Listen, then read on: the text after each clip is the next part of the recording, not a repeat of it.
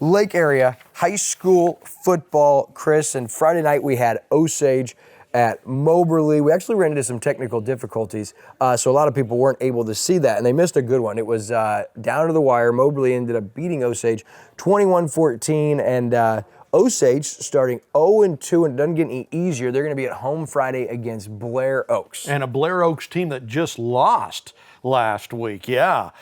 So they're the defending state champions. They've won 3 of the last 5 state championships, and they come off a rare loss. So they're going to be hot and mad, man. So, yeah, it's going to be a tough one for Osage. But if you remember last year, Osage started 0-3, Yep. Real tough schedule up front. Then they went on a 7-game win streak, went to the district championship game, and I wouldn't be surprised if that doesn't happen again. But Blair Oaks is going to be tough this week. Yeah, no doubt about it. And so Osage got their work cut out for them with that one. But like you said, that is not uncommon for a Shannon Jolly team to stack that schedule early. I mean, Moberly's always tough. Jeff City's a big, big school. And of course, we talked about Blair Oaks, and it's rare they lost. And I bet you can look back over the last 10 years. I doubt that Blair Oaks has lost consecutive games over the last 10 years. I think you're right. They've probably only lost like 7 to 8 regular season games total All in that 10-game span. Yeah, in that decade. Or 10 year span. That's crazy. Well, and the team they lost to was Lutheran North.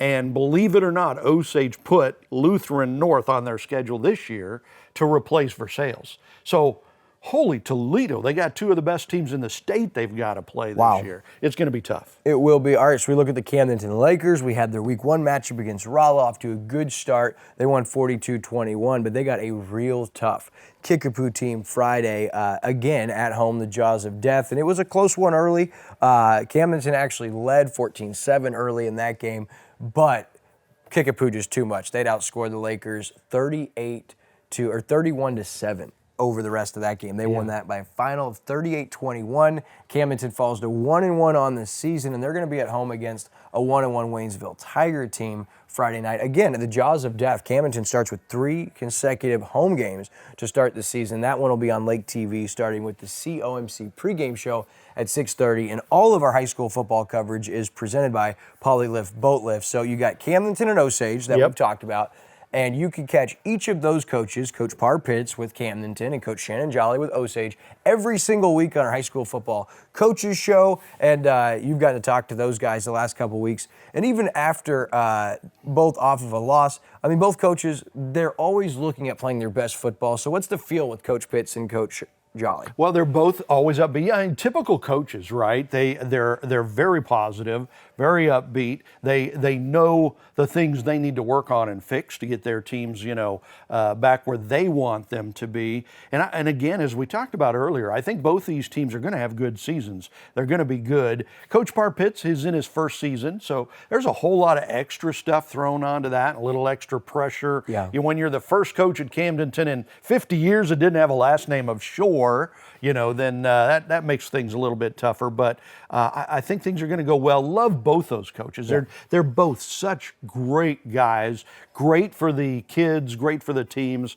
We're so blessed to have great coaches in this area. Amen, brother. All right, so let's look at Eldon under head coach Chad Holt. They started with a big win against Fulton, and then they played Friday night against Owensville. Now, if the Eldon-Owensville name sounds familiar, it's because they have played some of the craziest games over the history of high school football. Do you remember like that 72-65 game they had a couple years ago? That was like back and forth. And then last year, it was a last-minute Hunter Hess Hail Mary that was deflected, hauled in. I believe it was by Devin Wardenberg. Yeah. He took it to the house with 0 on the clock to win that one. I forgot and about so that. Those two teams play close ones, and they were at it again Friday night. Owensville and Eldon, it was 35-31. Owensville took the win. That was a back-and-forth battle. Eldon nearly came back after being down 2 scores late, but Eldon, they fall to 1-1, and they're going to be, never heard of this school, at home against Gateway Tech Friday night, and Gateway Tech's coming in 2-0. Interesting. I've never heard of them either. I wonder where they're from. Maybe St. Louis area or something like that, maybe. But and I think not this week, but next week, Eldon and Osage meet up for their annual grudge match and stuff like that. One of my favorite Lake TV Classic games of the week is Owensville and Eldon from about, I don't know, 8 years ago. And there's a young William Holtz doing the play-by-play and down on the sideline talking with Shannon Jolly, who was at Eldon then, I believe. the time, yeah. And so, I mean, I just love watching those classic games. And when can we watch those? Those actually during the season, like right now during the football season, we replay the Friday night game every Tuesday at 7:32. So we don't do classic games during the season, but in the off-season football and basketball, we'll have the classic games back. Hard to believe how many great matchups we've had Yeah. over the years. All right, so as we look at Versailles entering a new conference, right? Yeah. They had a big win to start the season, a nail-biter.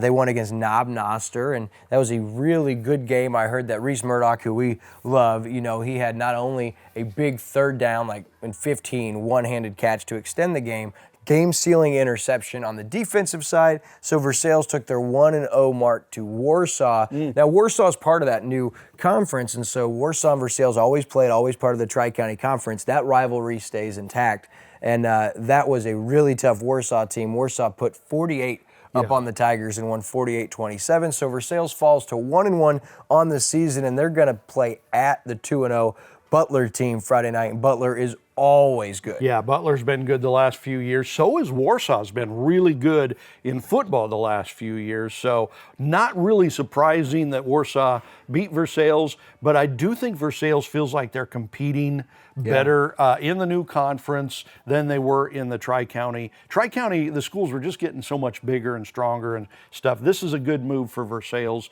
Tough loss. I'd like to see them get a nice win this Friday night. Yeah, and we'll really start to get to see that change schedule because Knob Noster and Warsaw teams they've seen over the last 5 or 6 years, and so now that you're going to get Butler, they play Lone Jack, which we'll have that game on later in the season, and really Versailles has a lot of talent. Yes, they do. From Tyrus Ollison, who's kind of stepped up into the quarterback position, and of course, Reese Murdoch as a freshman 2 years ago was one of the best players in the Tri-County Conference, and he's continuing that as a sophomore, now a junior, so Versailles has some playmakers, and that's something that they haven't always had over the last stretch, and with Warren Seitz, that guy knows football. Oh, he's so great. Former Mizzou quarterback, went to the NFL, played in the NFL, won state championships when he was a high school coach in Kansas. We get him here in this area. Great coach, great guy. Again, another just wonderful, fantastic guy as a coach that we have in this area. We're just so amazingly blessed with the coaches here. Yeah, and great, not just great guys, but the importance of those positions makes it even better that we do have such good men of integrity and of faith. So our last local team that we love to keep an eye on, the California Pintos, they're off to a great start. Of course, Seth Womack no longer there. Their new head coach, Kenny Grubb, in his first year. Now, he spent 9 years as an assistant with Mexico High School. And the Pintos off to a fast start. They're 2-0, blew out Willow Springs to start the year 56-0, and really put it on Fulton in their home opener Friday, 31-3. And they're going to get Southern Boone on Friday, who's 1-1. But how about the Pintos and the start they're off to? Yeah, and Coach Grubb starting out 2-0. I'm sure he's got whole Pinto Nation all fired up and excited there. That's greatness. I'm happy for Coach Grubb. Looking forward to doing a California Osage game later in the season. That's going to be a lot of fun. But yeah, kind of surprised at the quick start there, but really happy for him. California is a great sports town. Really a small town, a lot going on there.